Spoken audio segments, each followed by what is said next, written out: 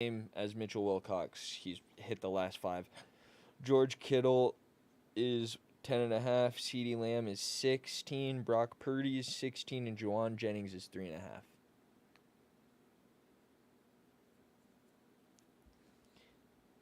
Any comments, questions, or concerns?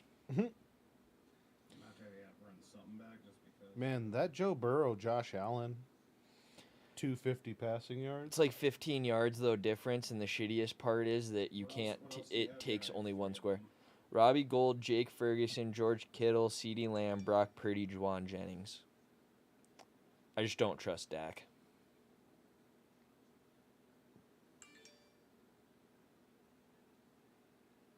No, that is fair. Trusting Dak is kind of hard.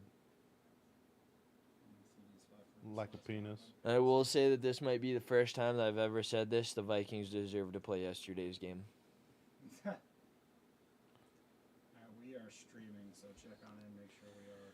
Goo goo gajoo. Sorry, running the Moors. You like those? Yep, let's roll it. That's right. Broncos country. Fuck it. I'll throw 20 on that one, too. All right. Well, let's knock this show out so you and I can put together an NBA parlay because they start early today. Well, you guys know why I'm here. Got the big one on. She just came in the mail the other day, actually. How the fuck you... Oh, you got a Bengals jersey. I have 2 Jamar Chase jerseys. Oh. He's my favorite player in the Bengals. NFL. You got a boner for him or something? You don't know, do You you? don't understand. He's my favorite player. in You the don't know. NFL. It is a Not running Colt. joke that Siglin has a massive boner for Jamar Chase. Swing. Easily my favorite player. Swing that does not play on the Colts. low, sweet chariot. Commentary. Yeah, Siglin's been on Jamar since like 7th grade, bro. You don't even know. I knew him coming out of midget football. He was great. Yeah. Fucker used to tear up those softball outfields. Facts. Money. Oh, well, God, it is a lot more relaxing when we have like 2 games to cover.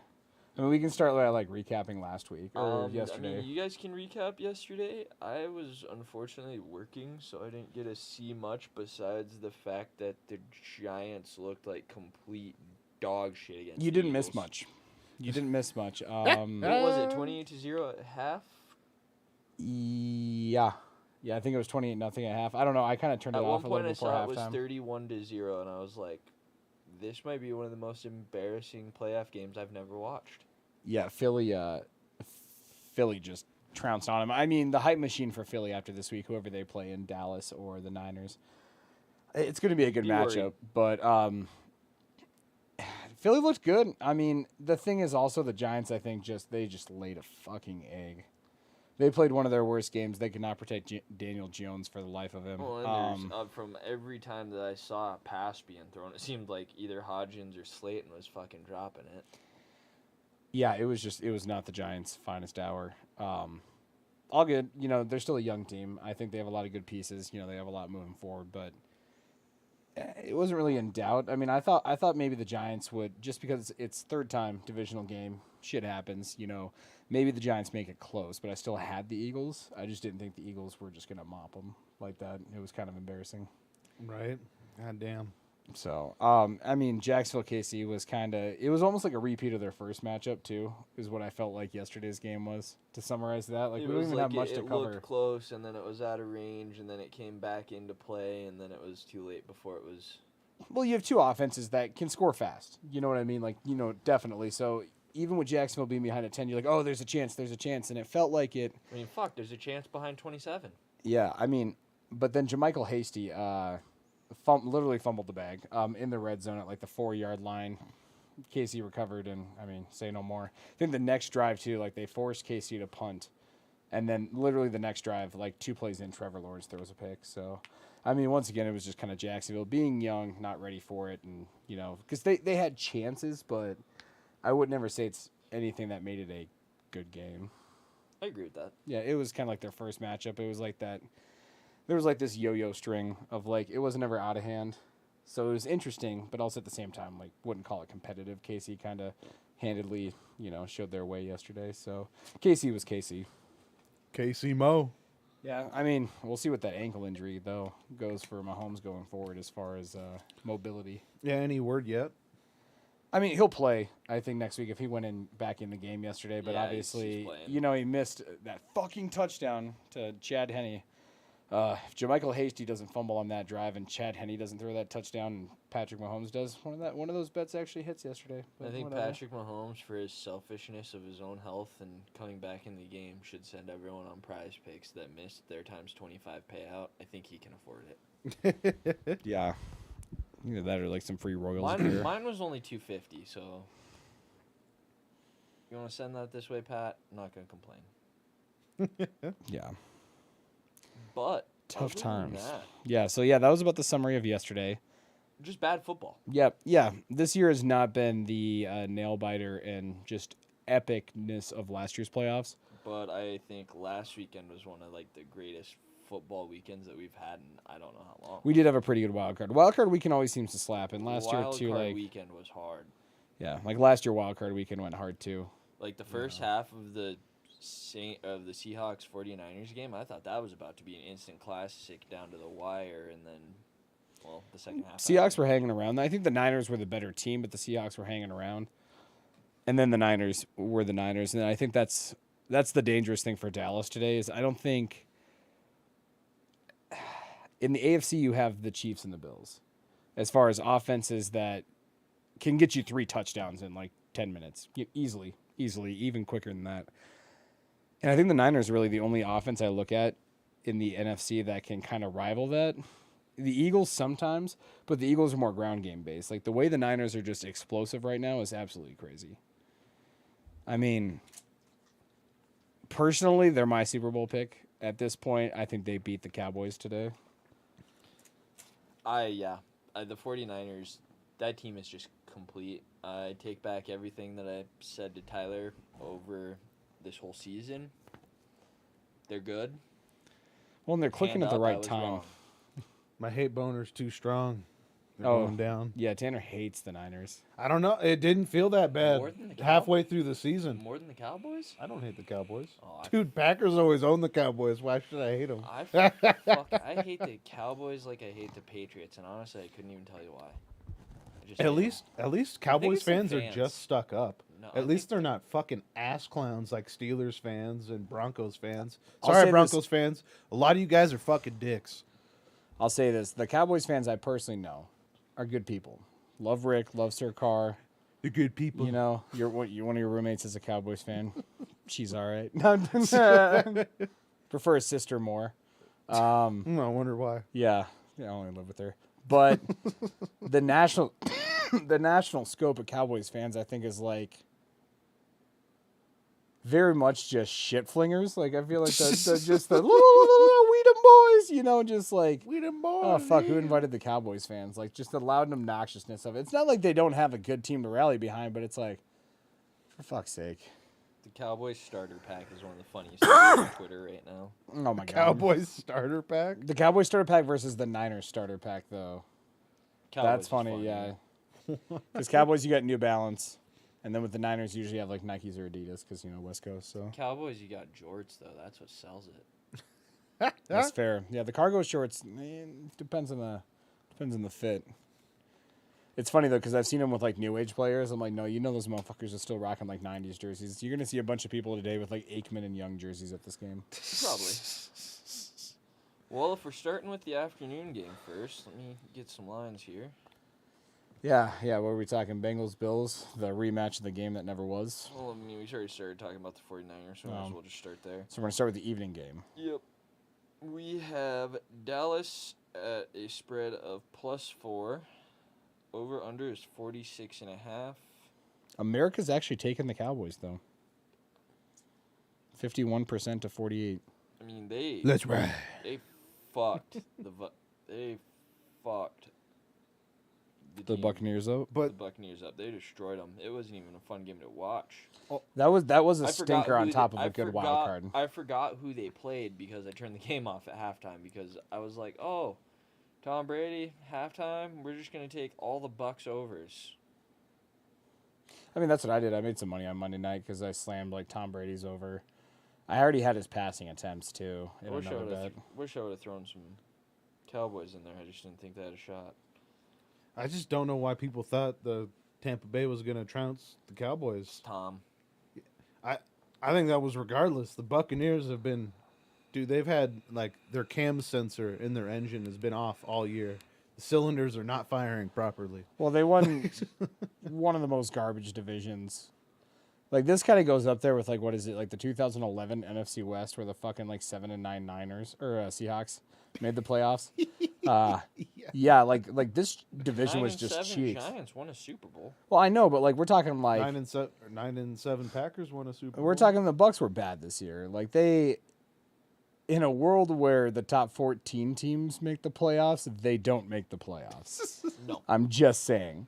Yeah. But they won their division. They got to host a playoff game. Dallas had to travel to do an ass whooping. I don't know. You kind of see this going both ways. This is some good momentum for Dallas, but also at the same time, you definitely don't want to come in riding a little too high on the Niners because they're a damn good football team. We got great coaching. In And a they're game like this, you got to come in with your dick swinging, though. You got to have that bravado. You do have to force turnovers. I think that's how Dallas wins this game. If we're talking how Dallas wins the game, I think forcing turnovers, get to what your defense does, shut down Christian McCaffrey. I've kind of said it all week. I'm like, I think you take Micah Parsons, spy McCaffrey. You take Trayvon Diggs, you spy Debo Samuel, and you just hope to God Brandon Ayuk doesn't go off for a game. But at that point, like, they have so many goddamn playmakers because still outside of that, you still have George Kittle, you still have Jawan Jennings, Brandon Ayuk. You know, they have so many weapons. Elijah Mitchell can come in at running back too and still be a productive, force there. It's like, what do you actually fucking do? It's like pick your poison. I mean, Kyle Shanahan just got to laugh like, all right, who am I fucking you with this time? Well, they have to force Brock Purdy to make mistakes. I agree. And he's young. Yep. He can make those mistakes. No one's been able to really force him to do it yet. That's what Dallas has to do. That's how they're going to win, like you said. You kind of saw it in the first half of the Seattle game, but he figured it out. Because he was making those mistakes, overthrowing, underthrowing. And then it was the second half, he made his adjustments. If For sure. Seattle's defense was better, they could have done something with it.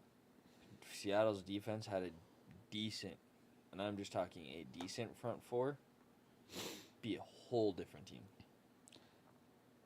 Well, and even then offensively, like if I'm the Cowboys, I mean, I'd take advantage of the two backs that you got. You know what I mean? The Niners, I was looking the last couple of weeks, they've been a little bit more susceptible to the run. I'm not going to say like they're weak against it, but I think that's where you're going to win because, when you start getting into that passing format, and that's where the Cowboys do well. Last week, they ran the ball. I think both Pollard and Zeke hit their overs as far as rushing attempts. I know Zeke did. Rushing attempts, but Yeah. not Oh, yeah. yards. Not yards. But like, what I mean is like, how many plays are you calling? Even if you don't pick up all the yardage, you can still see where like against the Buccaneers that was setting up for when play action came. It was like boom, 20 yards downfield, 35 yards downfield, 15 yards.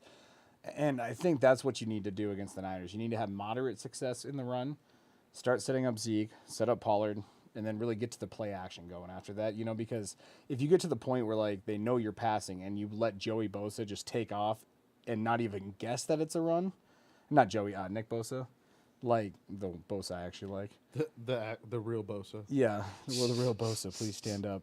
But that's what you need to do because when the Niners are actually able to kind of, peel their ears back a little bit and just get after the quarterback and they're not really guessing where the run is going or they just know they're going to stop it, even with penetration, when you're not controlling that line of scrimmage, that's where you lose against these guys right there. Like, I look at where we almost beat them, and we were not as good of a team as the Niners, but we set up that run with Josh Jacobs, had moderate success, and then play action. End rant. And what side does Bosa run on? Left. They switch him a bit, but usually left end. All right. So how's Dallas's O-line? Dallas's O-line's good. I wouldn't say great. I think they're gelling right now pretty well. They only allowed, one sack last week against the Bucks? They got Jason Peters is starting this week, and if you want to put a young Joey Bosa up against a 40-year-old who retired and came back 3 weeks ago, by all means, Well, they're going to have to give him be the help. guest. They're going to have to give him help. I see actually probably a lot more snaps from Zeke in the passing game today just because he's a better pass blocker than Pollard. They like Zeke in there, on pass blocking, and you're going to need that extra blocker. Fuck, man. Oh, He's getting that Eddie Lacy on. Hey, he ain't Cheeseburger Eddie. You leave him out of this. He said he's just getting his Eddie Lacy on. I don't know. What's another big thing about anything else big about this game for you there, Sig? Not really. I mean, I think it's going to be a good football game, something fun to watch. But honestly, I just don't get excited to watch the Cowboys. There weren't many Cowboys games that we threw on this year to watch. You saw like the Pollard highlights, don't get me wrong. But other than that, Well, Pollard's had a good year. I think heading towards free agency, we'll see what the Cowboys decide to do. I mean, if you can afford to keep the two back tandem, fuck it, it's working, you know. But I like the Niners, obviously. Like I said, a lot is going to have to go right for the Cowboys, and a couple of things are going to have to really go wrong for the Niners to make the Cowboys win this game. I still think it'll be within a touchdown, but I'd still take the Niners with 4 points. I'd take them by a whole touchdown here. Where you at, Sig? Because you're not trusting Maher for field goals, so. I'd be taking 49ers with the points. I don't think that the Cowboys. Plus, dude, there's just something about I'm kind of taken over by the Brock Purdy, the Purdiness. He works perfectly for that offense. He's not gonna, because I think the problem with Trey Lance is someone who what everybody wants to kind of tailor him to is he's Justin Fields-esque. I don't even think he's as good as Fields. I had Fields higher on my board when they both came out of college, but still, like, you know, he's in that mold, and I think in that offense, you need someone who is mobile enough, but you're not seeing Purdy run a lot. Like, you need the running ability to maybe escape the pocket, but you don't need to be a runner. And I think that's the problem is Brock Purdy is a very quick, decisive quarterback. He played in the fucking Big 12 for Iowa State. He was a 4-year starter. Then you got Trey Lance, who had just a little over a season at North Dakota State. Like, I mean, I question the move when they did it. I think if they can get at least some sort of capital back for Trey Lance, I still think they could probably get a first back from, like, Tennessee, who has a later pick, you know, someone that would want to develop him or, you know, get something back for Lance. You're not going to get the 3 first-rounders, but get something. I don't. Because it's already been pretty much announced that they're going with Purdy in 23. Yeah, it's unless there's barring setbacks or injuries, but the other or a crazy jump from Lance in OTAs. But the thing is like, dude, you're coming off of an injury like that. Yeah, he's still young, but that tanks your stock. Oh yeah, no, 100%. Coming off ACL and all that fun stuff. Plus, but we saw Carson Wentz get a first-round pick, is my point. It's like that's kind of that benchmark. I think with what we saw happen from quarterback trades this year and how that all affected other teams, I think teams are going to be a lot more reluctant to throw out the first round, the 2 first rounds. Maybe not the 2 first rounds. Maybe it's going to be let's see what like kind of how like Carson Wentz was like, we'll the give conditional. you the first if he plays this many snaps, da da da. Oh yeah, no, I'm still think thinking it's probably for Lance. It's probably a 24 first rounder or conditional pick like that. It's not a 20. It's not in this draft. I was gonna say I don't even think because even in those first 5 games that he played, it wasn't like he was popping off the charts. No, but I don't think within the NFL, fans got really hyped up about it. I don't think in the NFL, Trey Lance's perception has been changed too much. I do think it has gone down, but I still think there's a lot of guys, because you see it all the time. You see Josh Rosen still getting picked up because a fucking quarterback's coach on the team that just signed him to the practice squad was an assistant with, you know, the fucking Cardinals when they drafted him. Like, players will repeatedly get these chances, and teams will pay probably more than what we think they should just because they were there. And the Titans kind of just highlight that one because their player personnel director from the Niners just got hired as the Titans GM. So it's like, that makes sense. Obviously, there's buzz about Lance. I mean, not saying he does get a first rounder, but I still think, I mean, it's an all right compensation. I think if they were to get a first rounder out of him, it would be like a conditional, like if we make if this kid takes us to the playoffs type shit. I think it'd be more on snap count, honestly. That too. Like, yeah, because that's hard, like, you know. But I think. But at the same point, like, snap count one is kind of a fucked up one to base off of too, because you set up the line that you're trying to have protect this guy. Well, my point is like, even though that there are trades that are lost for quarterbacks, the thing is when you look historically, there seems to still be a median trade kind of level for quarterbacks. I mean, it's the most not- important part of the team. Yeah, because like that's why I said like Derek Carr. I'm not saying he's going for a first, but I'm saying A, he's going to get traded, and B, the compensation will not be poor for what we're giving up. We're not just washing our hands for a fucking 6th rounder here. I would not be surprised if we got a late 1st rounder this year, or a package of like a 2 and a 3 or something. Like there's already a lot of heat rumored up for that. So if that's rumored for Carr, and I think that'll be one of your first dominoes to fall, then we'll see about Lance. Then we'll see about where the Colts are going to go. I've heard more about Carr to the Jets, so I'm hoping that stays on pace. Jets, Colts, the entire NFC South. Literally, Schefter was on reporting, and he was like, the entire NFC South has already marked their interest for Derek Carr. And I'm like, that's Minus fucking the hilarious. Jags. Jags are in the AFC, buddy. My bad. I thought you said it.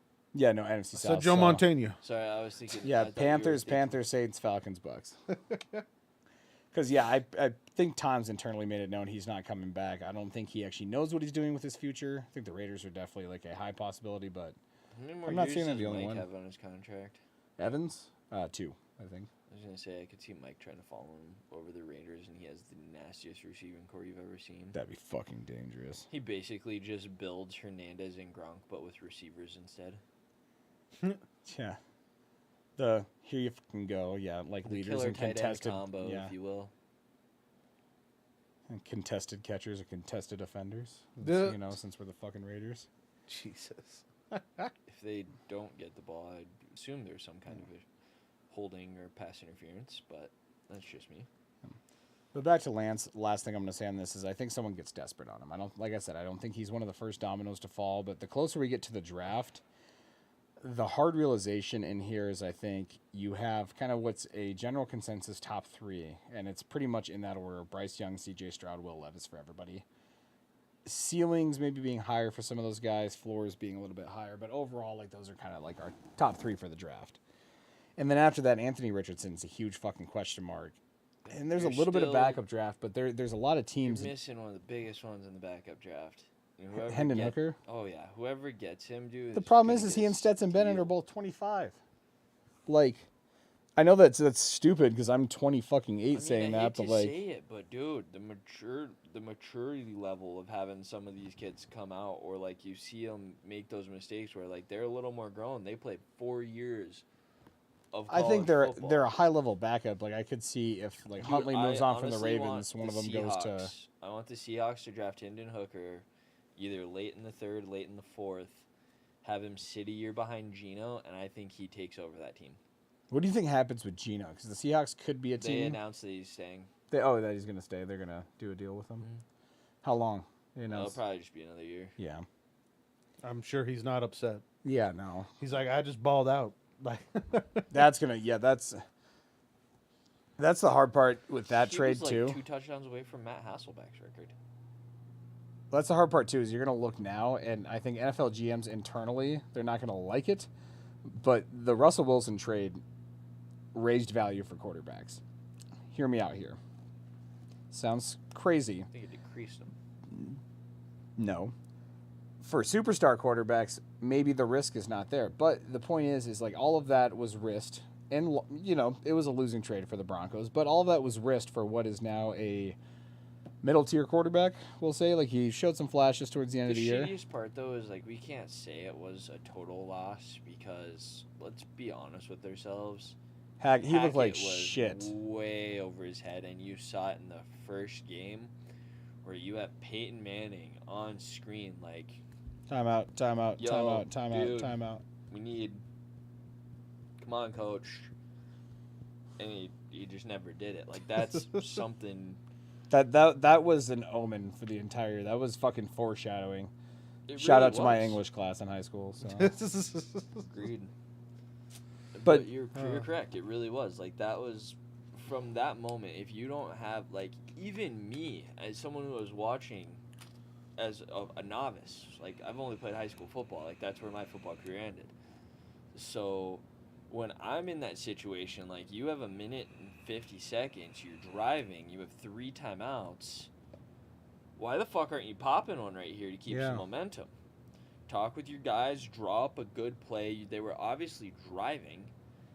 And they're like, no, we're not going to call a timeout until there's 46 seconds left in the game. What the fuck does that do for you? You're too far away. You're not, like, in field goal range. A field goal, for one, doesn't win you the game. You need a touchdown. Unless you want to go for a tie and go into overtime, which Russell didn't want to do. And I think also with, like, the point of his coach not believing him and fucking that over, I think that ruined a lot of, like, Russell's, like, confidence and, like, inner self. I think you see with a lot of these guys, because I very, very much have thought like he and like Carr were on kind of like the same plate, and I think you saw that there was an article by the Las Vegas Review that kind of came out like detailing like some behind the scenes stuff, and it kind of sounds like McDaniels is just very much I'm not going to yell at you, but like here's what you did wrong, and Derek Carr did a lot wrong this year, and he's a very prideful quarterback, and it sounds like having his shit kind of read like that was damaging. And I think when you're Russell Wilson and you're such a prideful dude, you know what I mean? Like, I think he's a good guy, but I mean, definitely pride also comes to mind too when I think of Russ. And when you have to go through those struggles that, let's be honest, have really never been on him before. Because if we're talking in Seattle, there was always a scapegoat. It was a scapegoat. It was either No O-line, the defense defense was sucking ass. line, He lost Marshawn, so the running game had ain't no working. receivers. Yeah. Like, the list goes on and Yeah, on. so now when he's in the spotlight and everybody's like fucking joking He's with got him. receivers. He Mhm. had what should have been a decent line. He had, going into the first 4 weeks of the NFL, which was ranked the number 2 defense in the entire league. Well, I still think they finished top 5 even despite like I'm just trying to I hold know on in the entire first 4 time. Yeah. weeks they were number 2 going into the Colts game. I Oh shit! remember Like that. I mean, even after that, they were like number 2 through like the first like 13. I remember like reading like a little back when, But so what I'm saying is, it's like it was on him. It was, yeah, partially. But and at that point, dude, it was also on your coaching. And then like when you have your coaching staff 4 weeks into it, I'm giving up my play calling and all of this stuff. Like, that shows either the people that are in your locker room, us as fans, everyone at home, like, you're not competent enough to handle your job. It was the same scenario that I felt with, like, when Jeff Saturday came in and he was hiring an analyst guy to call plays based on numbers and shit. It's like, dude, football's not analytics.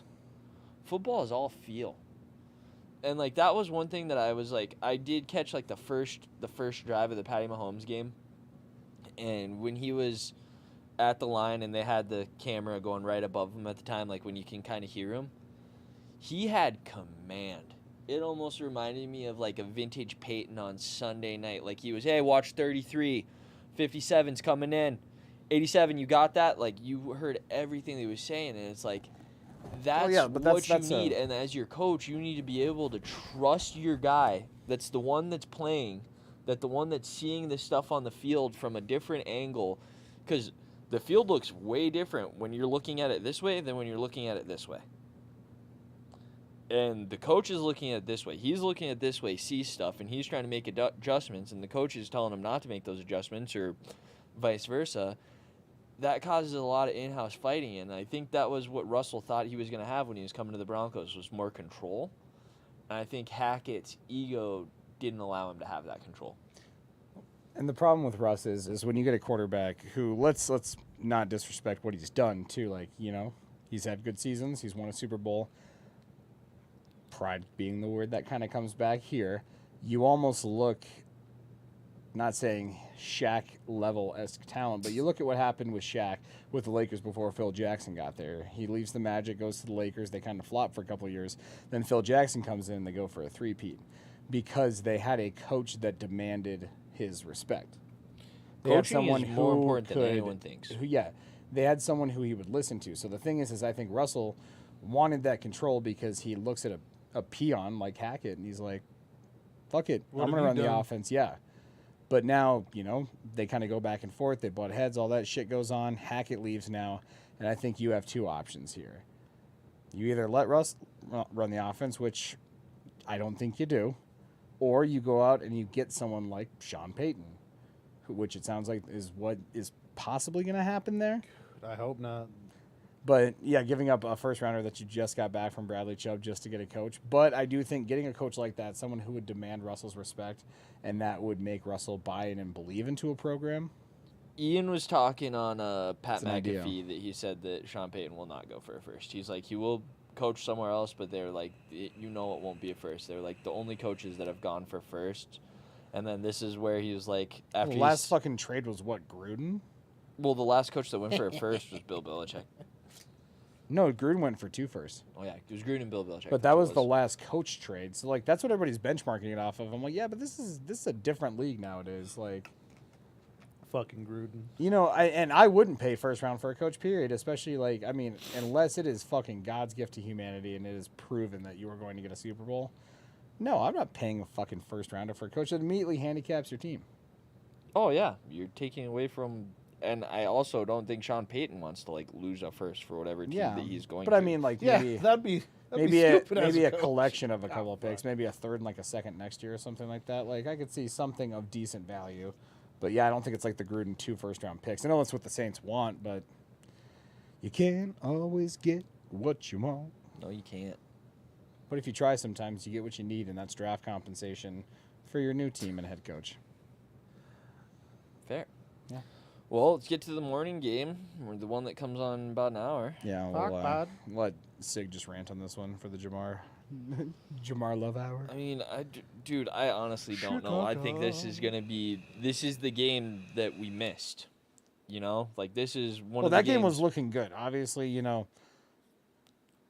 glad DeMar's okay. Glad we're able to move on from that, and there was not tragedy. But honestly, I'm still gonna say it was kind of cool how everybody kind of came together. Like it just seemed like shit like stopped for like 36 hours. was Not a full coaching. 48, but yeah, like for the first time since like 9/11. Like it's not that style of impact, but you know, like there was people like not even sports fans who were like, you know, we're praying for DeMar out there. Like that was some shit that brought people together. Like I said, you hate to see it happen. You love to see the good impact, but that game was fucking good. Like that game was going. You know, the Bills were sputtering a little bit, but the Bengals were firing. Like the Bengals, I think, were looking like they were going to win that game. Obviously, with Buffalo, you don't count them out, but I think they were moving. I know you like the Bengals. They were they were driving on that play. Like I hate to be the one that says it, but they were marching down the field with command. Now the thing that fucks them is they're without 2 more linemen that they were without that game. Yeah, but baby arms Jonah Williams, I'm not too concerned about. I'm concerned about Ed Oliver though. Well, Ed Oliver like wreaking havoc inside. I think Buffalo's line was going to do that against the Bengals, regardless. Honestly, unpopular opinion, but they were gonna be a problem for the Bengals today, regardless. I don't disagree with that at all. Yeah, I don't like Joe Mixon today at all. I think that this is going to be, you're going to see some runs by either Singletary or Cook.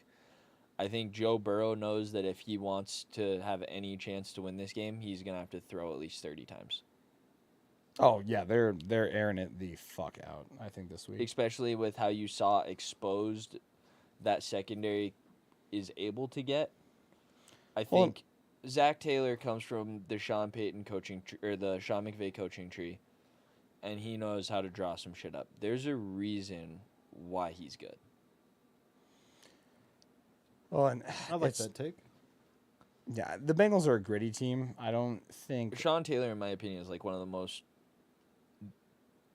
Taylor. unrespected or underrated coaches in the league. Zach Taylor, Zach Taylor, my Sean bad. Taylor, Ja- which we're RIP. thinking about Sean Payton. No, I love Zach Taylor. I mean, former Huskers alum, so shout out, go Big Red. Played quarterback there for a handful of years, but the Bengals are so. I love the Bengals in the fact that just like last year, they don't seem like the best team, but they're gritty enough, and you know they can get it done. But they're also not like weak enough in any area. I think their defense is good enough to hang with Buffalo. Once again, turnovers is going to be the big thing. I think Josh Allen can't go out there and have 3 fumbles and 2 picks this week, and they win. You know what I mean? Yeah. Like, The other thing is that there's- doesn't happen against this Bengals team. That happens last week against the Skylar Thompson Miami Dolphins, but it doesn't happen against the Bengals. The other thing is there's 3 boys on that Bengals team, though, that will fight for that ball. Both Sam Hubbard, Logan Wilson, and Trey Hendrickson will all try to tear that thing out of your fucking arms. You see the TikTok I made? Oh, about Harambe. I did the My Heart Will Go On. Edited it in, you know, the king there. That's a good one. You know, But no, Harambe. I'm smashing the over that's one thing I do know. I mean, dude, it's Joe Burrow, Josh Allen. Like, so if everyone says Joe Burrow, or if everyone says Josh Allen is like the new is the new Brady Manning, then Joe Burrow is like when Rodgers stepped into the picture and became like that third guy. That's fair. The unfortunate implication there is obviously Manning having 2 Super Bowls and Brady having a lot more than anybody else. We're Rodgers just still talking only has about one. regular seasons head to head, just how it went. Oh yeah, true. No, Joe like Burrow we're is saying, like when those that regular talent level. season game, like if the Patriots and the Colts were on Sunday Night Football, it didn't matter if you were a fan of either one of those teams. You were watching that fucking. Oh yeah, game. 100%. But back then it was like 2 quarterbacks. I mean, now Well, that's what I'm saying. Is we're like, lining up this weekend, I think, regardless for a great showdown because either Burrow or Allen playing Mahomes is going to be phenomenal. But that's like what I'm saying is, but like for the longest time, like it was Brady, Manning, and then it was like a clear drop off. That's fair. And Yeah. then Rodgers came in, and he kind of settled that drop off, and then Drew Brees kind of figured his shit out, and then he joined into that class. You know what I'm saying? So like, if everyone talks about how Josh Allen and Patty Mahomes is the new Manning Brees, then I feel Joe Burrow is that Aaron Rodgers character when he's climbing in. He's like, I'm that third fucking guy, and you guys better watch out for me because I will beat you. And Rodgers did that to both of those guys when they were young. Well, Burrow did it. I mean, he's done it so far to this point. I mean, we'll see what happens in this matchup here. Obviously, last year he beat Mahomes to go to the Super Bowl. Mhm. That was wild. Yeah, and I think, once again, Joe Burrow, Jamar Chase has to be talked about as far as probably the top individual, just quarterback, wide receiver combo as far as chemistry. Everything just between those guys. Obviously, Josh Allen, Stephon Diggs, definitely up there. But, I mean, for the future going forward, you got 2 guys who are fucking under 25 right now for the Bengals. That's dangerous going forward. Who have played together longer Yeah. than they've played in the NFL.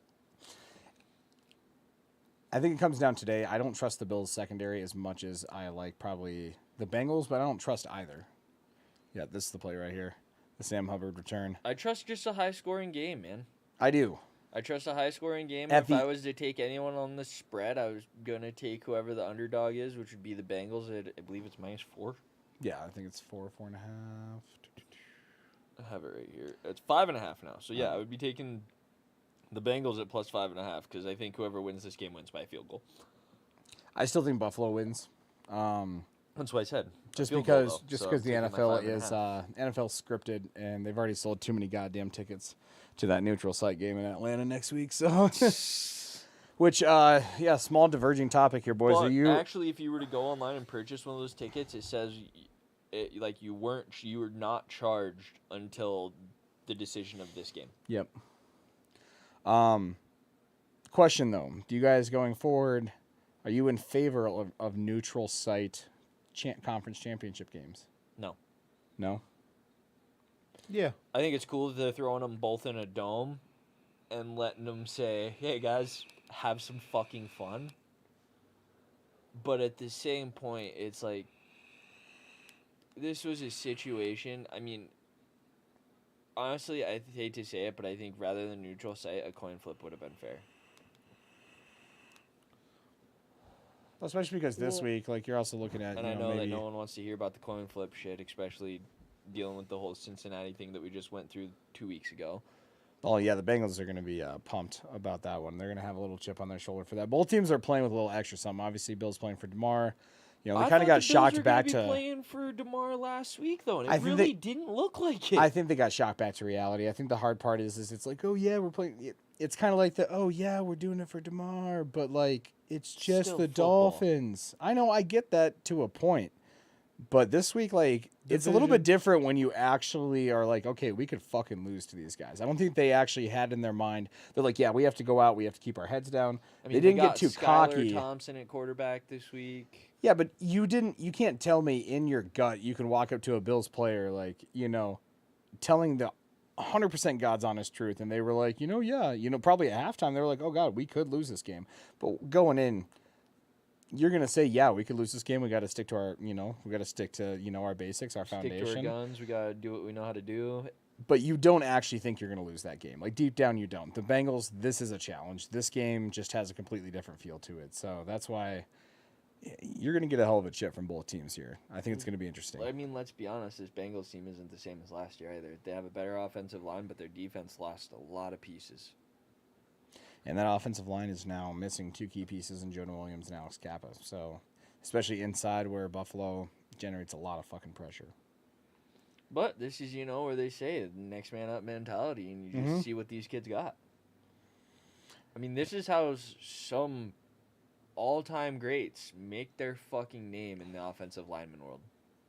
Yeah, they have to Like get Jeff Saturday wasn't a bona fide starter. He got thrown in because Peyton Manning's other center got hurt, and then he just liked the way that Jeff handed it to him.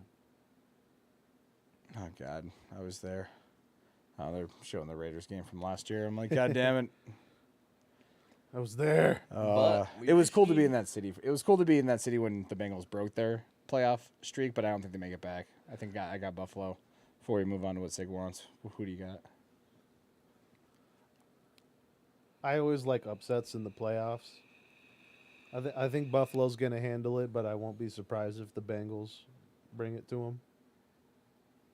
So his upsets in the playoffs just fucking happen constantly. Dude, and the Bengals they got something about them. It's almost like magical. Like that first Titans game last year, Joe Burrow got sacked fucking 9 times. And they still came out. 9.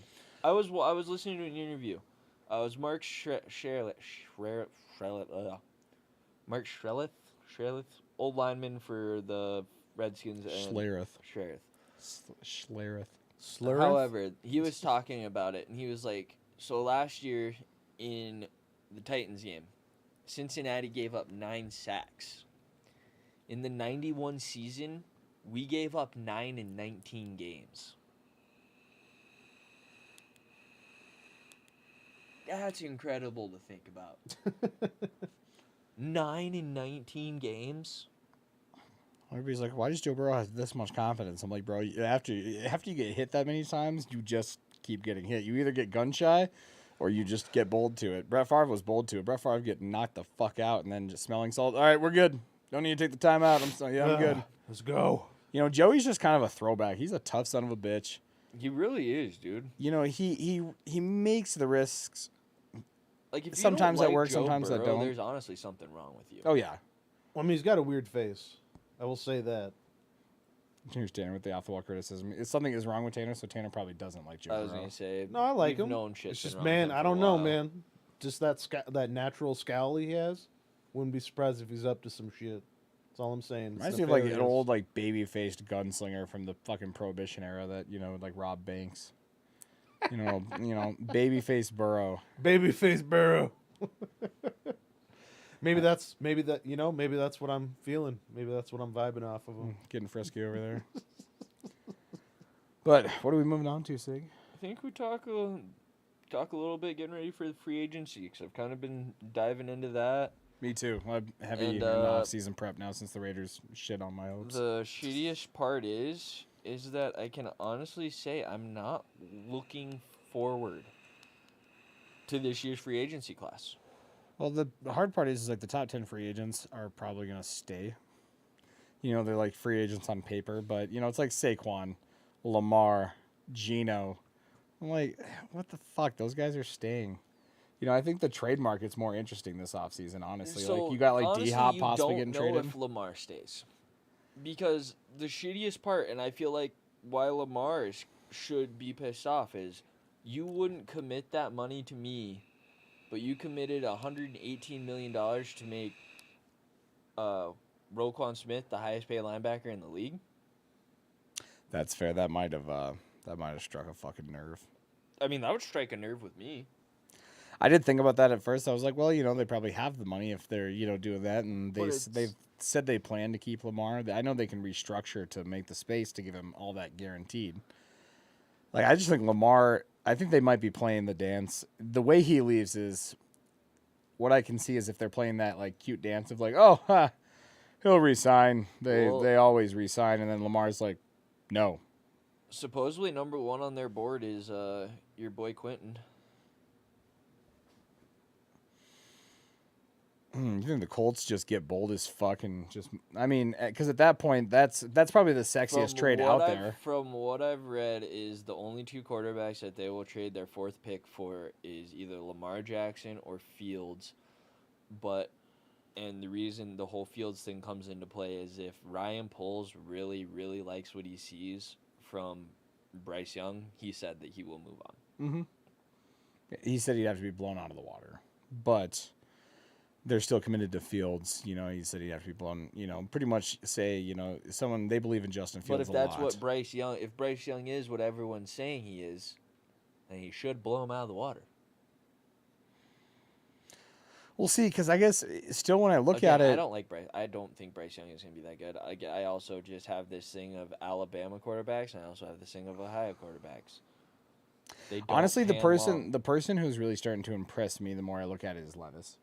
Like, the deeper I dive on Will Levis, I think Who told you that you need to dive more? I know. I respect. Just say it once for the camera. Siglin was right. He told me to dive deeper on Levis, and I did. You know, I've watched. I pretty much watched his entire SEC slate at this point. How the ball comes out of his hand, it's like a fucking rocket. It's smooth, but the thing also too is he has this playmaking aggression, to where I think someone, and you know, if the Raiders were to draft him, for instance, I think McDaniels can polish that. Right now, yeah, but I think he is better than Josh Allen was coming out. I think just because he played better competition and had better coaching. I agree. Yeah. Like, the same base set is there. Quicker release than Allen. I think a little bit more of a natural thrower when I see his throwing motion. But I also think that Allen's probably a little bit more better of a runner and playmaker. More pass heavy, discount Josh Allen. But still, I mean, the right coaching, I think Levis could really do something. I'm not shooting him up ahead of Stroud or Young. I still think they're going to be good NFL quarterbacks. But yeah, I'm starting to see that ceiling go down more because they're not Mahomes-esque. They're not Caleb Williams next year. Levis, I mean, I wanted Hendon Hooker until he got injured, but Levis is like, dude, Mariah hates me. There are nights where I will spend hours on YouTube watching this man's highlights and just being like, I don't get like how he's not on a higher board. Like, I understand it. He's like in the same boat that Sam Howell is in. All of his talent left him the year that he needed him. So his draft stock went down wicked because he didn't have the weapons to provide the numbers he did the year before. Well, because, yeah, I think he might actually have a bigger gap between Young and Stroud now than he had a year ago after the draft when we were starting to talk way too early 23. Well, way too early 23. He was everyone slated number 1, just in the same situation how Howell was. Yeah, but I still think Young was still ahead of him, and you could debate C.J. Stroud, but I think he and Stroud were almost even. You can go check Mike Mayock's first mock draft from last year. Will Levis was his number 1 overall. Who's Mike Mayock? Sorry, not Mike Mayock, but Kiper. It's Kiper, though. Mel Kiper. Todd. It's Mel Kiper. Now listen here, Todd. We got Will Levis. I really like him, first off, because he's white. I've been in the draft game 30 years, and I have a natural stereotype against black quarterbacks, Todd. You're not wrong. But yeah, Mel Kiper hates black quarterbacks. Like, I don't even think his name's Mel. What do you expect? Yeah, that's fucking true. He looks like one of my uncles, honestly. Like, he really does. Well, Kiper, like, rhymes with Viper. Like, I'm just saying, anybody with the snake name, they just sound like a racist to me. I'm just saying. I'm not disagreeing with you at all. And then also, it's the way he's got that command. Like, he can tell when stuff's coming. Like, he switches to designed runs so fast because he's like, oh, blitz are coming on the outside, center push it to the right a little bit. 3 of his lead linemen last year? I'm going to fucking take off down the center. And, I mean, you can also tell me I was right about Sam Howell now. Well, he'll be starting. I'm not going to say you're right. I'm not going to say, like, I didn't hate Sam Howell. You didn't say Sam Howell, but like I've said, you didn't love him. I've been screaming from the mountaintops that he was the best. Yeah, well, my number 1 quarterback started this year, so, you know. Ooh. I wasn't saying long-term. Sam Howell, I always had, as far as, like, potential, I thought he had the biggest upside. Once again, you're talking about when you can't just automatically be like, oh, because I'm not just going to discount a lesser production year. I will give it the filter of, hit all of his talent left, And I think that is good because then you get a guy who struggles.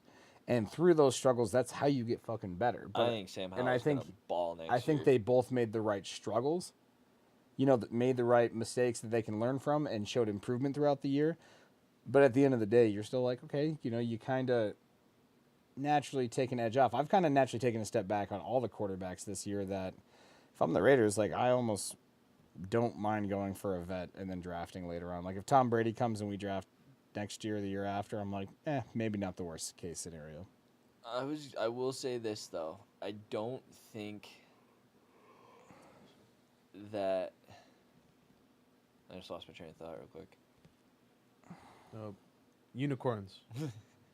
I don't think that unicorns are we're properly classified. Do you think a unicorn is naturally a horse, or maybe we're just always putting them on horses because I they're straight up lost my train of thought. feminine? Like full on, it's gone. Like The what only if reason a why they're unicorn feminine- was just a dude who took like mushrooms to get to that slightly, psychedelic phase, like to where you're starting to see shit, and he just saw a rhinoceros. I remember now. I was gonna say I will There we think go. We're back. Sam Howell will have not like how Patty Mahomes had an impact his first season his first full season with Kansas City, but I think you will see a direct change in how that offense is ran next year because that Washington team, they are young. You got a young Brian Robinson. Antonio Gibson's really not even that old. You throw Sam Howell in there, Scary Terry. We saw what Jahan Jahan Dotson, Dotson could do. That was your dark horse. I didn't even have him on my big board until you told me to start watching him. Zay Flowers is the name to keep in mind this year. That fucker is the next Tyreek. On God, I hate making those comparisons. He needs to beef up to be the next Tyreek, but dude, when you're talking about scary ability, and that was kind of Jahan came off last year is like very good at just finding ways to make plays. Jahan Dotson had such a good combine that he moved himself up into the first round. I know, but like once again, I told you like before the combine, I was like, hey, like don't be surprised if Jahan Dotson makes it into the first round because I think everybody kind of had that late to mid second round grade on him, and I started watching his tape. I'm like, and then kind of checking his deeper PFF scores, and I'm like, dude, he's fucking good. Like Really good. damn good. And like, and he did this as an undersized number 1 at Penn State. I'm like, he gets drafted somewhere where he's a 2 or this year like a 3 next to Curtis Samuel. He's sneaky. You know what I mean? I think next year he firmly takes that 2 spot and gets more touches. But I think Curtis Samuel's gone next year.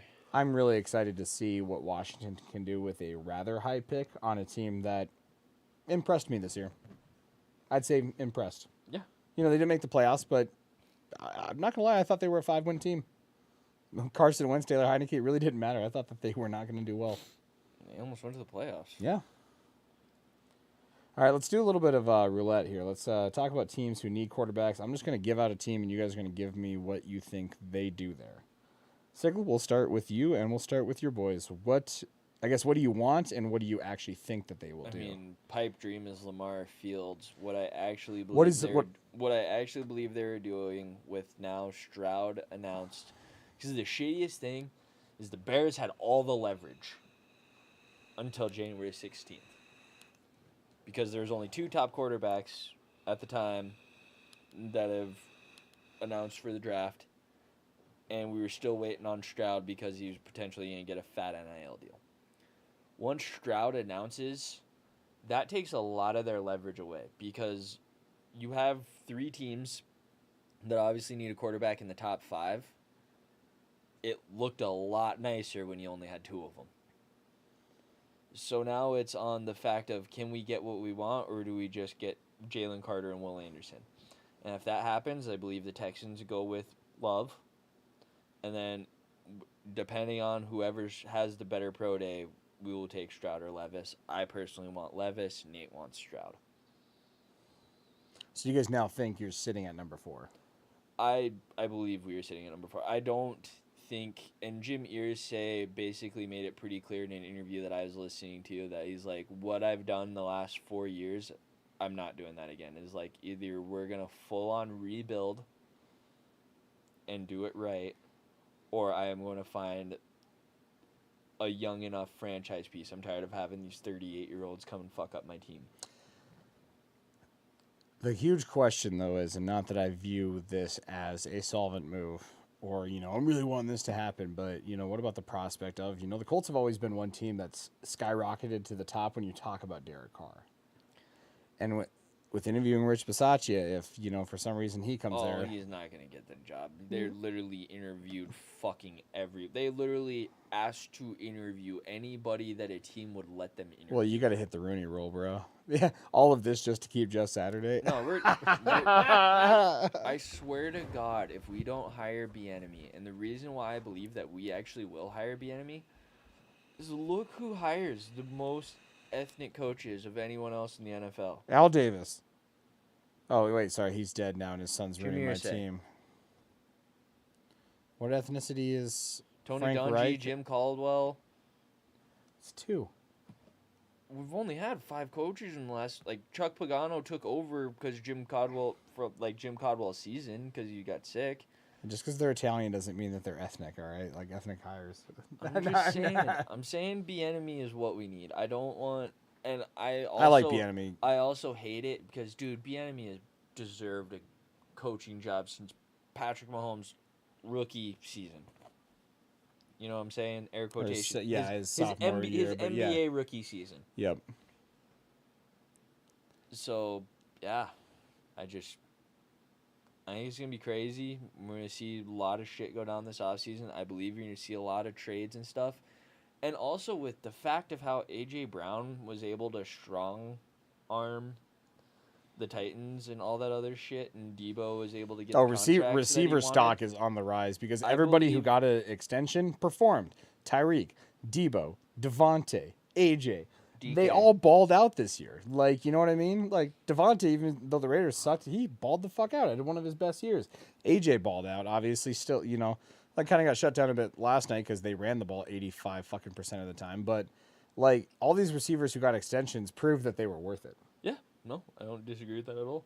Yeah, well, what I'm starting to hear, too, is because, like this draft is going to be interesting because, the receiver talent is very deep, but there's not really like a superstar. Like, I think you're going to see a lot of guys go in that 25 to 50 range. Like, I think you could see like 7 receivers taken from the late first They to said late second. this would be one of the lowest amount of first-round receivers that we've seen in a while. Oh yeah, I think only Addison and maybe Johnston could fall the out. reason why is because this year it's a defensive draft. Oh, hands down. If you need defense, which I love that the Raiders do, do. way more defensive talent in this draft than previous. Like, you have 7, 8 corners that could go potentially be a starting 2 or a nickel. I dove into corners heavy this week, and I can tell you this is one of the best corner drafts I've seen in a long time. Mm-hmm. A long time. Like, you're talking. Last year's was fucking great. Your number 1 guy, Keely Ringo, is my number 4 right now because like I'm starting to nitpick the negatives, like essentially like trying to find which yellow flag is darker. I just you know think what I mean? Keely's Like, going to be really easily he's coachable. I think because like you even see it like my in hard part games is his ceiling. When he'll pull him aside and like let's kind of talk to him on the sideline. He makes those adjustments. That's one thing that like I notice on tapes too. My only thing with Keely is he's one of those like the other bigger thing is he doesn't cornerbacks. have I think the best hands.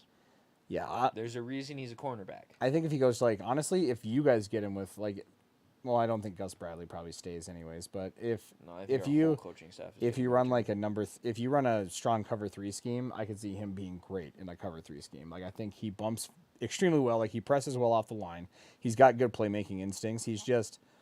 He's not as fluid as some of the other guys as far as like hip movement and everything. Like when you look at like a Christian Gonzalez or my number 1 right now, Devin Witherspoon, like those guys. I mean, we're not talking like Sauce was better than any player I think that will come out of the draft. Like as far as like just how good he was coming out, he was both of our like number 1 player last year. But when you when you still talk about it, I think Witherspoon could be in competition. I'd say he's a better prospect than Stingley was for me. Like at this point, Christian Gonzalez is about on that plane. Stingley really didn't show that much this year. Well, he was hurt a little bit for the start of the year, and he and Petrie really came on in the second half of the year. Well, Petrie was balling all season. Yeah, Jalen Petrie. All those boys from Baylor, dude, they were all fucking hot off.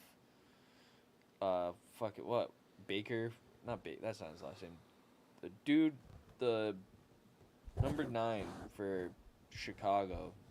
Oh, Jaquan Brisker. Yeah, Jaquan Brisker. Yeah. Brisker, dude. He was Brisket? balling. Sorry, I'm a little hungry. But and then All right, hold on. Quarterback roulette, because we only ever got to go to the Colts, and then we just went off. Jets. Derek Carr. This could be one where I see Trey Lance. I think the problem is why go from unproven to unproven? Like, if you're trading in, like, it's just Zach Wilson's the evil that you know. I would also At that point? I would if you want to say you're going from proven to proven at that point, then I would say Jimmy Garoppolo. Has coaching connections, gonna get the bag. Coaching connections, but I think Carr is still, even outside of the season, viewed still as a strong quarterback who, I mean, once again, let's be real, he's had the most points allowed that any quarterback has for a full starting 9 seasons since like the 50s. It's stupid. Not saying he's a great quarterback, Well, but I mean, when he you have a coach that lets off the gas when you're up 30 plus Yeah. points. Exactly. So I think you get him in the right situation, and a lot of teams believe this. They believe in the right situation, he's a Pro Bowler, and he can take you to that next level. I think the Jets are one of those teams that could. But I think Jimmy Garoppolo, for me right now, He's it'd probably be just Derek Carr here, Jimmy here. Like, it would not surprise me at all if Jimmy went there. I just think Derek Carr has been talked about a lot there. It makes a lot of sense if you're talking like single pick, if he does go for a first round or they have a later one at 17, like that could work out. Or no, they're at 13. Never mind. What if I'm an idiot. Derek went to the Bucks and then ended up it was a Bucks Raiders Super Bowl? That'd be terrible. Yeah, the last fucking one fucking hilarious, traumatized me.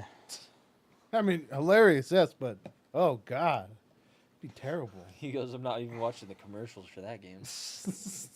Atlanta. Whoever they draft. Think they draft somebody at 8? I honestly could see them reaching on Anthony Richardson. They have a great quarterback coach. And But they're honestly- done with Ritter already. Dude, no, it's the coach. The coach, he got fired, right? Arthur Smith, I think, is on the hot seat. We'll see I what don't think happens. He's But been fired yet. What? How? How did he not get fired? Couldn't tell you. He was dog shit. Atlanta was like, hey, let's just run the ball. Like, let's not try to like make plays with like our top fucking dudes. No, let's just run the ball. And then the God, they're last just one, trash. was that gonna be Carolina? oh, we're not even at the last. I was gonna see what do you think New Orleans does? Think they risk it again, like patch it together for another season? I or? think they kind of have to. Like they don't have money. Nah, that's true. They're gonna struggle just to get back to even on the cap. Like I mean, they can. I looked at they their could take like their a, restructurables are I mean, favorable, but they could even be someone who maybe reach if Richardson's still there. And you need somebody. a dark horse people aren't talking about that could very well slip in because of the Levis effect of his very shitty team around him. Tanner McKee from Stanford is someone who, like, if you're talking like the Saints get like a late first round or early second round pick and they can trade up, Tanner McKee could be an option. I think he's someone that Well, don't they not have their first because they traded the Eagles last year? yeah, they don't have their first, but with that Sean Payton, they're going to get some sort of compensation. So Let's see All what right. happens. Carolina, I honestly think that they're going to give Matt Corral a shot. I hope they give Matt Corral a shot. I think that they give Matt Corral a shot. But you got to talk this whole new coaching regime, possibly. You still have him on the books. Young kid, good contract. You use your money elsewhere because you have a lot of it. You took Christian McCaffrey off of your books, which is phenomenal. So with that, I think you just have to give Corral a shot. I believe Sam Darnold's going to go somewhere where he either believes he's the backup or he's got a shot at starting. And then maybe they draft like a late second round or third round quarterback, but I mean, PJ Walker's not going to start for him. I think Baker is going to sign a 1-year deal with the Rams, sit behind Matt Stafford for another year, and then take over that team. How about Tennessee? And that's his Trey Lance. That's where I got Trey Lance. If not, Derek Carr could definitely be a shot All there. right, no more Derek Carr. Yeah. Well, but the realistic option is I'm not saying this because I'm a Raiders fan, but realistically, like he's as far as quarterbacks, like obviously your top target's Oh. Lamar. Tom Brady's there. But also, like, as far as affordable quarterbacks, you're not going to have to mortgage the farm for, but you're going to have to pay, like, a penalty. Which I you're gonna have to do for a also- quarterback. Derek Carr's on a lot of teams' radars as above average, and they probably think that they can fix him. Another one I also see, like, dude, Malik Willis has all the fucking intangibles. He just needs good coaching. You hire a good quarterback coach, He should not have been on the field this year. you lock him. Well, I mean, he was kind of forced. Yeah, no, I know he was, but he I shouldn't mean, have been. but you lock him in a room with that quarterback coach. You teach him a little bit of the fundamentals. You're going out there. You're throwing live reps every day with the first team. Like Malik Willis didn't have a fucking great rookie freshman year at Liberty. It took until he was a junior to pop off. You know, there's some growing pains. And I think that he just needs a little bit more of them. Because I really like Malik Willis. I like Malik, but once again, like you said, very raw. We'll see what happens.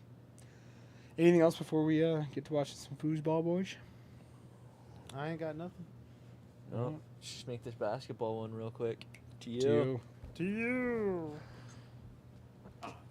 Tailing us on our basketball one? He doesn't prize pick anymore.